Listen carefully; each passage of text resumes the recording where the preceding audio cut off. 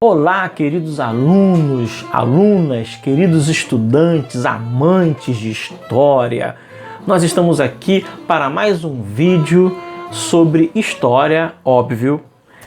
E nós vamos agora falar sobre temas do sétimo ano. Na verdade, alguns vídeos que eu vou postar iniciando com esse serão temas do sétimo ano, ok? Nós vamos começar no vídeo de hoje falando sobre a Idade Média, mais especificamente sobre a crise da Idade Média ou a crise do feudalismo, tá? Por quê? Nesse ano, o currículo ele mudou. Até ano passado, o sétimo ano, ele iniciava estudando a crise do Império Romano, a Idade Média em diante. Só que no currículo novo desse ano, o sétimo ano, ele começa estudando a crise do feudalismo. Certo? Então, para vocês não ficarem perdidos, né, sem as informações do que foi a Idade Média de modo geral, eu vou falar rapidamente sobre a Alta Idade Média, sobre o feudalismo. Aí sim, especificamente, a gente entra um pouco mais de detalhes sobre a crise do feudalismo e assim por diante.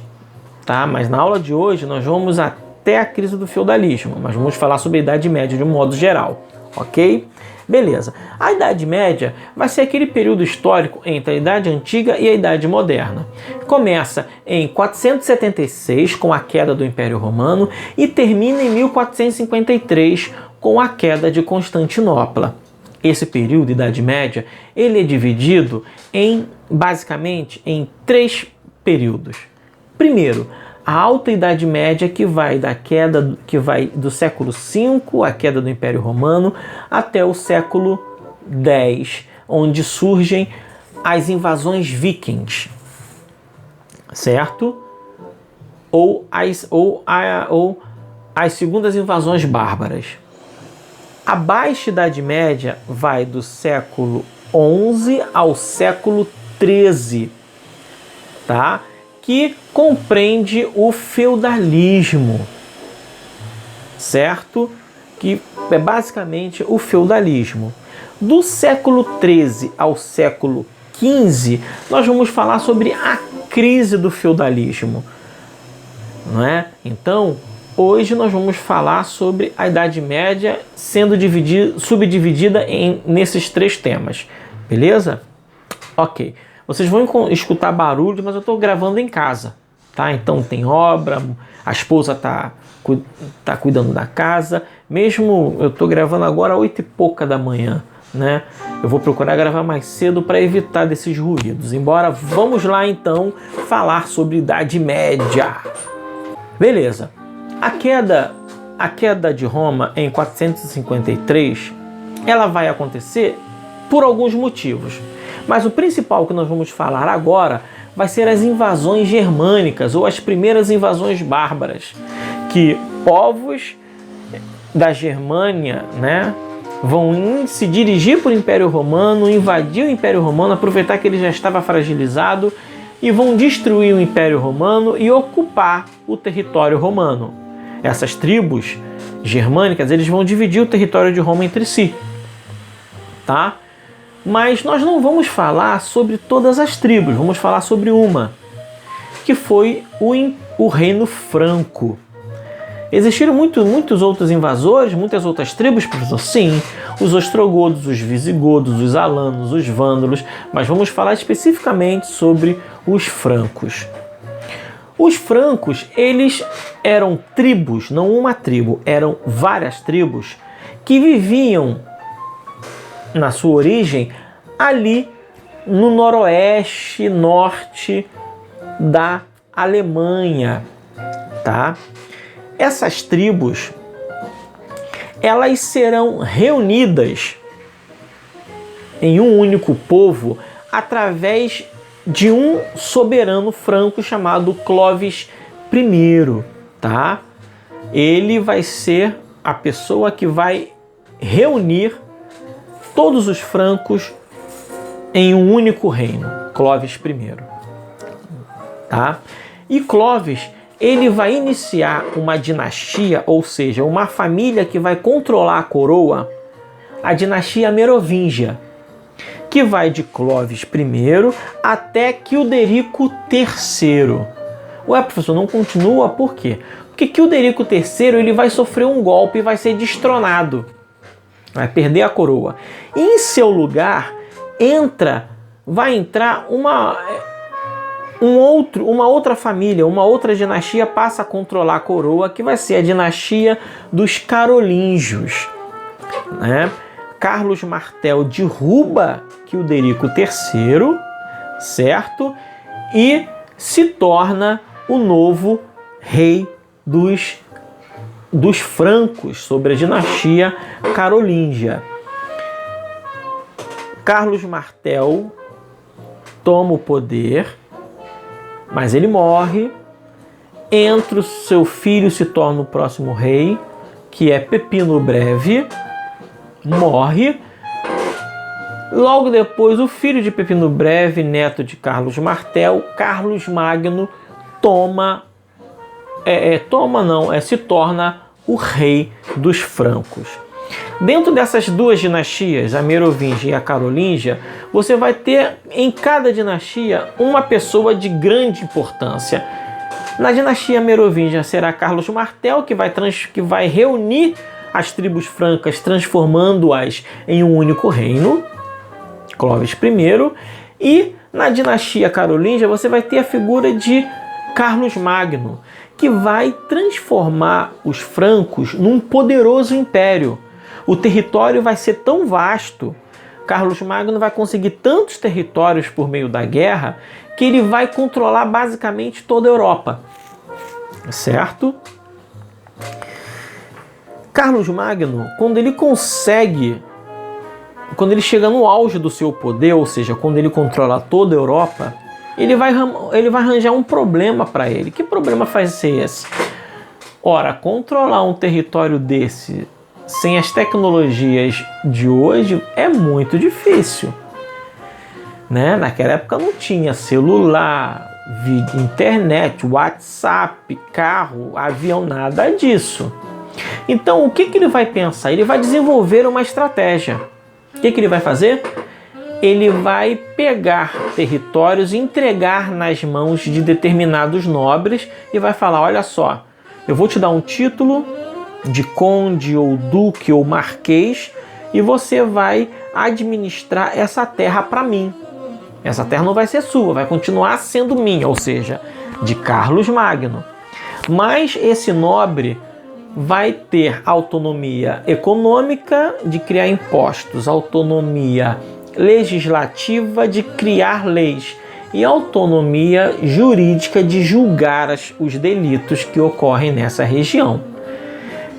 Sendo que, se eu dou esse poder para esse nobre fazer isso na região que eu dei a ele, para ele administrar, eu estou dando parte do meu poder para ele, certo? Agora, se isso acontece em uma escala muito maior, como de fato aconteceu, Carlos Magno vai pegar o seu território, o seu império e vai dividir na mão de vários nobres para poder ajudá-lo na administração desses reinos, na defesa desses reinos, porque cada nobre vai ter o seu próprio exército. Eu estou esvaziando sobremaneira a minha autoridade, o meu poder, certo? Mas, enquanto Carlos Magno estava vivo, isso não teria muito problema, porque Carlos Magno já tinha construído uma reputação impecável, que ninguém ousaria desafiá-lo ou ser contra as suas orientações, mesmo se ele não estivesse ali presente. As pessoas temiam Carlos Magno, o grande Carlos Magno, certo? Só que no século X, por volta de 900 e alguma coisa, inicia-se as segundas invasões bárbaras, que vai ser as invasões vikings sobre a Europa, que virão hordas e mais hordas de vikings e invadiram a Europa, e cada um cuidou da sua propriedade, porque o rei ele não tinha condições de atender a todos os pedidos de defesa, até porque o exército do rei não era tão grande. Até porque não posso esquecer de falar que na época das invasões vikings, Carlos Magno já tinha morrido. E o reino franco foi dividido em 3 reinos. Foi dividido entre seus 3 filhos, certo? Que não tinha a popularidade de Carlos Magno, embora fossem parentes de Carlos Magno, certo? Então, quando acontecem essas invasões bárbaras, as invasões vikings, Carlos Magno já não vivia, os reis estavam enfraquecidos porque só controlavam, só tinham poder no seu próprio território, onde existia o seu castelo ali, né? E outra coisa, muitos senhores feudais, eles terão exércitos muito maiores e poderosos do que os próprios reis, certo? E após as invasões vikings, o que fica vai ser a separação quase que total. Os nobres serão senhores por excelência de seus territórios, certo? E nenhum dava muita trela para o rei, dava muita confiança para o rei, porque o rei já estava enfraquecido. Os reis estavam enfraquecidos, certo? Então, nesse momento, pós-invasões vikings, vai surgir um outro tipo de sociedade, certo? Vai ser a sociedade feudal, ok? Ou vai se chamar de feudalismo, onde esses nobres, donos desses territórios, dessas terras, vão passar a se chamar de senhores feudais. Desculpa o latido da cachorra, mas não tem jeito. Eu estou gravando em casa as aulas e vai ter algum ruído sim, tá? Bom, inicia-se o feudalismo, certo? Esses nobres se tornam os senhores feudais. Professor, mas como funciona o feudalismo? Como o próprio nome está dizendo, feudalismo vem de feudo. E feudo quer dizer terra, que era o que tinha de mais valor na época. Quem tinha terra tinha tudo. Só que quem é que dominava a terra? Eram os nobres. Só os nobres possuíam terra. Aquela sociedade ela era dividida através de 3 elementos, né? As classes sociais eram compostas de 3 elementos. A nobreza, o clero, que são os religiosos da igreja, e os trabalhadores, tá? Os nobres, eles poderiam se tornar cleros? Poderiam, porque a igreja ela era a grande influência da época, né? O grande poder influenciador da época era a igreja. A igreja detinha muito poder, certo? A igreja, ela detinha muito poder, certo? Mas o trabalhador, o camponês, ele poderia se tornar nobre? Não poderia. Não poderia se tornar nobre, certo? Por quê? As classes,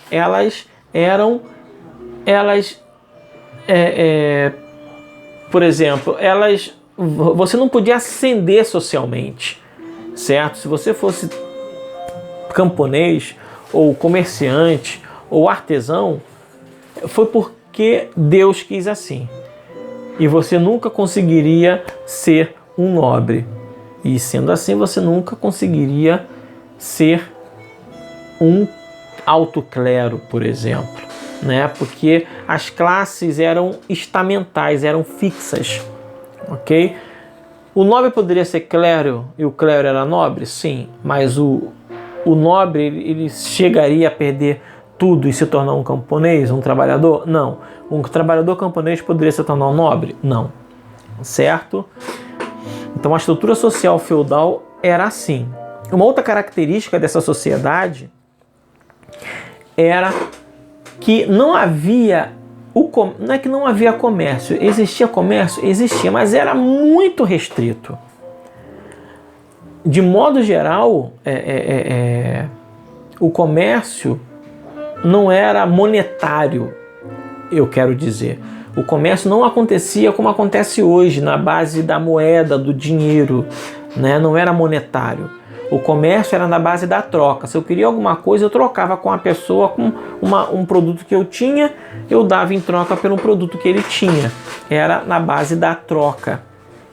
Uma outra característica da sociedade feudal era grande parte, 80%, 90% da sociedade, das pessoas, da população, ela residia no campo, não nas cidades. Existiam pouquíssimas cidades, tá? Era uma característica. Outra característica: se grande parte da população morava no campo, os trabalhadores, eles viviam e trabalhavam no campo, certo? Só que eles não tinham terra. Eles viviam e trabalhavam na terra dos nobres, ok? E eles eram servos dos nobres. Eles trabalhavam para si e trabalhavam para o nobre, tá? E os servos do campo da Idade Média, do período do feudalismo, feudal, esses servos, eles pertenciam à terra. Como assim, professor? Por exemplo, se eu, nobre, vendesse um pedaço da minha terra ou doasse para um outro nobre, os servos que moravam naquele pedaço de terra iam junto. Passavam a pertencer, a seguir ordens desse novo nobre. Certo? O nome dessa relação... e essa relação entre nobres, né, de eu ceder pedaço do meu feudo ou da minha terra para outro nobre, era chamado de relação de vassalagem, onde o nobre pobre e o nobre rico. O nobre pobre recebia um pedaço de terra, certo? Pelo fato dele ter recebido um pedaço de terra, ele se tornava o vassalo do nobre rico, que era chamado de suzerano. E em troca dessa terra que o nobre pobre recebia, o nobre tinha que proferir fidelidade ao nobre rico, ao suzerano. E essa fidelidade constituía em obediência. Quando o nobre necessitasse dos guerreiros do nobre, do vassalo, o vassalo tinha que ceder para o nobre rico, que era o suzerano. Se o suzerano ele fosse preso num combate, o vassalo, se o nobre fosse preso num combate, e o vassalo ele teria que pagar o resgate pela soltura do suzerano. E isso era a relação de vassalagem que existia na época. Então, o modelo feudal, basicamente, ele era constituído desses elementos. E lembrem, a crise do feudalismo ele vai se dar justamente pela destruição desses elementos, pela não existência mais na sociedade desses elementos que eu acabei de falar, que caracterizavam o sistema feudal ou a sociedade feudal. Ok? Então aí a gente falou do século XI ao século XIII, que foi a Baixa Idade Média, onde existiu o feudalismo. Agora sim, especificamente, nós vamos falar sobre as mudanças na sociedade medieval ou a crise do feudalismo. Vamos falar do século XIII ao século XIV. Ok? Século XIII ao século XIV. Tá? Vamos lá.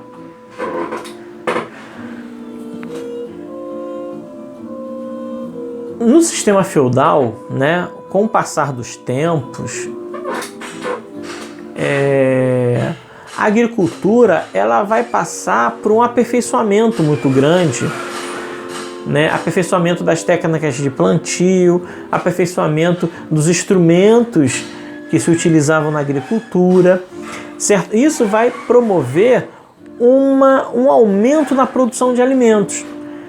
Aumentando os alimentos, eu aumento a população, certo? E vai acontecer uma situação interessante, onde se eu aumento a produção, o alimento sobra, certo? Porque no feudalismo, a produção era basicamente para subsistência. Eu produzia aquilo que eu consumia. Restava um pouca coisa para vender, né? Só que nesse momento, já no século XIII, as técnicas de agricultura estavam tão desenvolvidas que eu vou produzir para mim e para os meus servos se alimentarem e vai sobrar muito. O que vai me fazer a eu vender, a eu trocar por outras coisas que eu necessitava e até vender. Porque às vezes eu produzia muito, mas não estava necessitando de nada em troca. Então eu vendia. E nisso as relações monetárias começam a crescer na Europa feudal. Certo? E o comércio também começa a crescer. Ok? E o comércio ele vai receber um upload, né? Ele vai receber uma injeção de ânimo não, que ele já estava animado. Ele vai, como eu posso dizer, o comércio ele vai crescer ainda mais com o surgimento das cruzadas, porque vai ser através das cruzadas que as cruzadas elas serão movimentos militares, incursões militares no Oriente Médio para conseguir conquistar Jerusalém, né? Torná-la de novo sobre torná-la não, né? Porque ela nunca foi administrada pelo... Não, ela era administrada por Roma, né? Ela era administrada pelo Ocidente, já que a sede de Roma fica na Itália, ali, né? No que hoje é a Itália. Então, de fato, as cruzadas eram incursões de militares para tentar resgatar Jerusalém das mãos dos muçulmanos, né? E essas cruzadas elas vão aprimorar ainda mais o comércio, inaugurando rotas importantes de comércio que antes eram dominadas pelos muçulmanos, implementando ainda mais o comércio, ok? Com o melhoramento do comércio vão surgir as feiras, certo? Vão surgir nas feiras os primeiros bancos ou bancas, onde pessoas elas trocavam dinheiro, porque cada região, cada feudo, ele tinha sua moeda própria. Então ali o dono dessas bancas, como eles tinham moedas de vários lugares, eles trocavam com os comerciantes, segundo a necessidade. E eles também guardavam parte do dinheiro desses comerciantes que iam viajar, justamente por medo de ataque de ladrões durante o percurso desses comerciantes, né? Então essas bancas vai ser a origem dos bancos que nós conhecemos, né?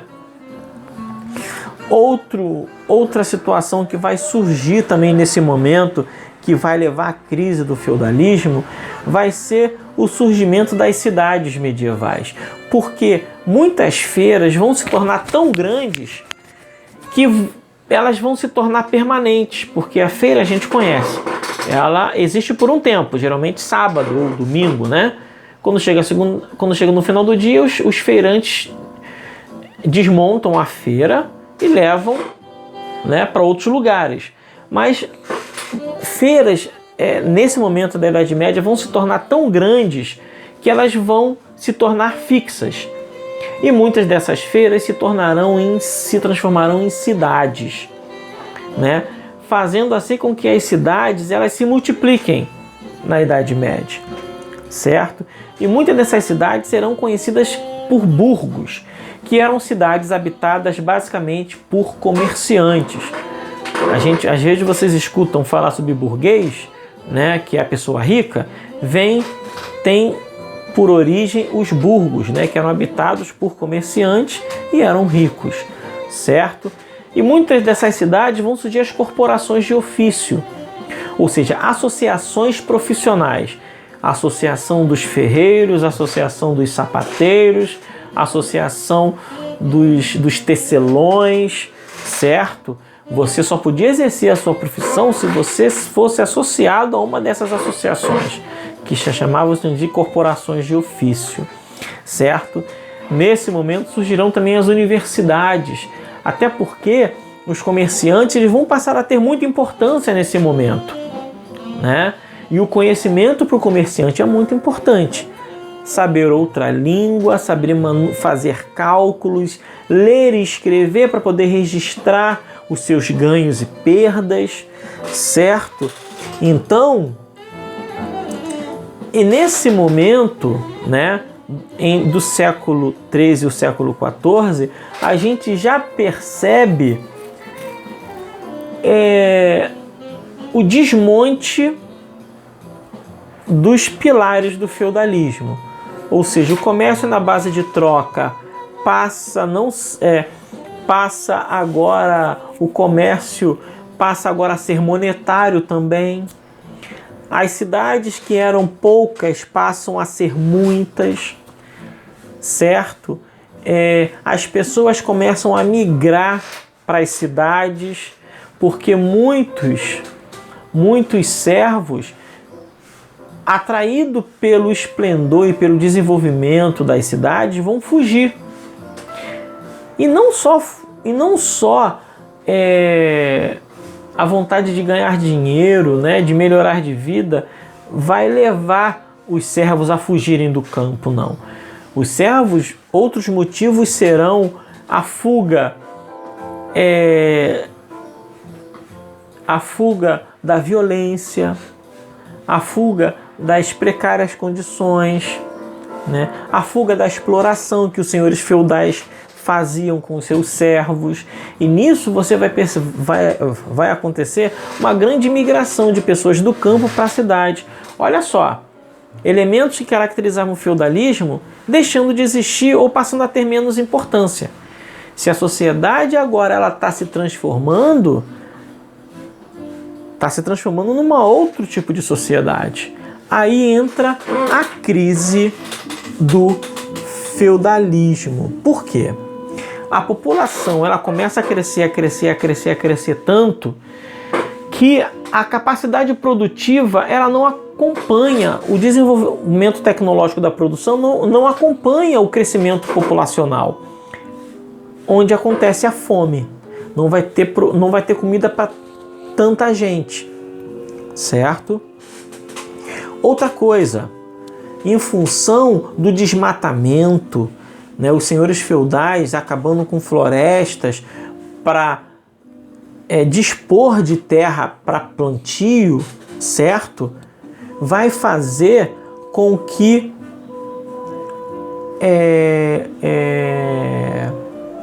ocorram mudanças climáticas, fazendo com que muitas tempestades surgem naquele momento, dificultando a agricultura e acentuando ainda mais o problema do abastecimento de alimento, certo? Ora, pessoas desnutridas, elas ficam muito mais suscetíveis a doenças. Chega a peste negra no século XIV, 1300 e alguma coisa, aonde vai matar a peste chamada de peste bubônica, né? Que é a inflamação e inchaço dos bulbos. São glândulas que nós temos aqui nas axilas e na virilha, né? E o aprofundamento dessa doença, você começa a aos seus membros a ter gangrena, né? E a ficarem escuros. Por isso chama-se de peste negra, certo? E nesse momento vai acontecer. Se lembra os reis lá atrás que perderam suas autoridades porque o território estava tudo dividido, né? Os reis, eles começam a se fortalecerem novamente e a reaver os seus territórios das mãos dos senhores feudais. É onde nós vamos ter a origem dos países que nós conhecemos hoje, que nós vamos falar numa aula futura, quando formos falar da formação dos estados nacionais. Ok? Então, nesse momento, nós temos a crise do feudalismo. O feudalismo já estava começando a se descaracterizar, porque a sociedade já não era mais a mesma. Não era mais a mesma da sociedade feudal. O comércio não estava mais sendo valorizado a troca, era o monetarismo. A cidade estava ganhando mais importância que o campo. Os comerciantes estavam enriquecendo, inclusive se tornando nobres, porque eles estavam passando a comprar a nobreza. E isso descaracterizava muito a sociedade feudal. Ora, se não existe mais um tipo de sociedade, é porque outra está passando a existir. Então a gente fala de uma crise do feudalismo, certo? A crise propriamente dita vai ocorrer quando acontece esses problemas todos, a insuficiência de alimento, né, as tempestades, que vai acentuar ainda mais a crise do abastecimento de alimento, o surgimento das doenças, chamando a atenção para a peste negra do século XIV, né? E com esses elementos, a crise da Idade Média, ou seja, a Idade Média termina, a sociedade medieval termina para dar origem a uma outra que surge, que vai ser a sociedade moderna ou a Idade Moderna, depois dessa aula, na aula seguinte, onde nós vamos falar sobre a Idade Moderna, ok? Então, gente, um abraço para vocês e até a próxima.